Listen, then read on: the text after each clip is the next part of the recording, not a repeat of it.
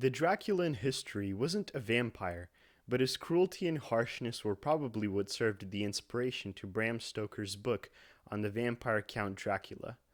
In the 15th century, the king of Wallachia, Vlad II, became called Vlad Dracula after joining the Order of the Dragon. Dracul meant dragon in medieval Romanian. His son, also named Vlad, became Vlad Dracula, or Vlad, son of the dragon. But Vlad Dracula had a different nickname.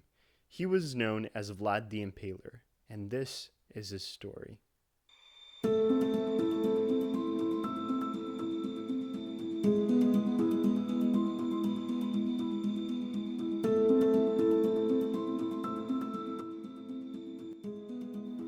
During the 15th century, the country in place of modern-day Romania was Wallachia. In this period in history, Wallachia was caught in the middle of wars between the Ottoman Empire and Europe. At the time, the Ottoman Empire was very strong and slowly spread its borders into Europe. Vlad the Impaler was known as Vlad III. His father was also named Vlad, so not to cause any confusion, I'll call him Vlad's father.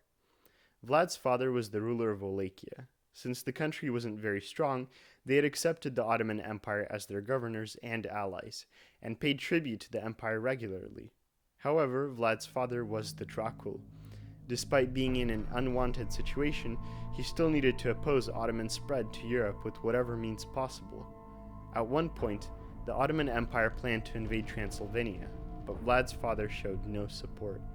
The Ottoman Sultan demanded that Vlad's father come at once to him in order to show his loyalty.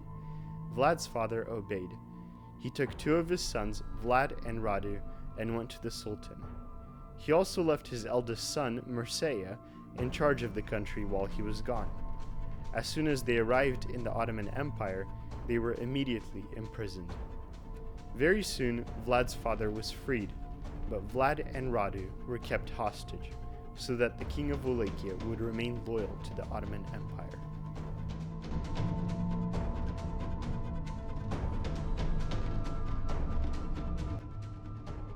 During the next few years, Wallachia had foreign conflicts with supporting the enemies of the Ottoman Empire and then going back to the empire with apologies and amends. This sort of behavior led Hungary to invade Wallachia and replace the ruler. It was in this invasion that Vlad's father and Mircea were both murdered. At around this time, Vlad and Radu were no longer considered prisoners or hostages. Vlad left the empire, but his brother, Radu, remained. The next few years in the life of Vlad are unknown, but at some point, Hungary was unsatisfied with the rule of Wallachia, so they invaded Wallachia and made Vlad the ruler. Vlad was cruel. He killed the boyars and council members that supported the death of his father. He killed many who weren't loyal to their country, the corrupt and the treacherous. He killed those that didn't follow the order of the king of Wallachia. His favorite method of killing was impalement. He would often impale hundreds of people at a time. This wasn't something he hid either. He showed this on display for everyone to see. At one point, the Ottomans saw that Vlad wasn't recognizing the Ottoman Empire as their governors and wasn't paying tribute, so they launched an invasion into Wallachia with a giant army. The army was over 150,000 men.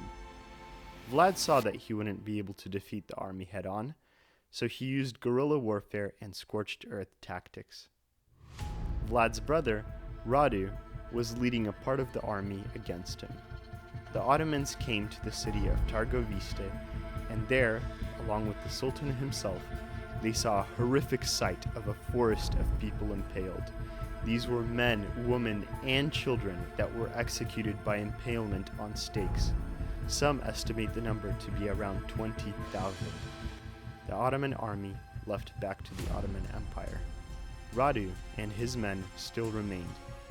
Was the decision of the Sultan influenced by what he saw? Maybe.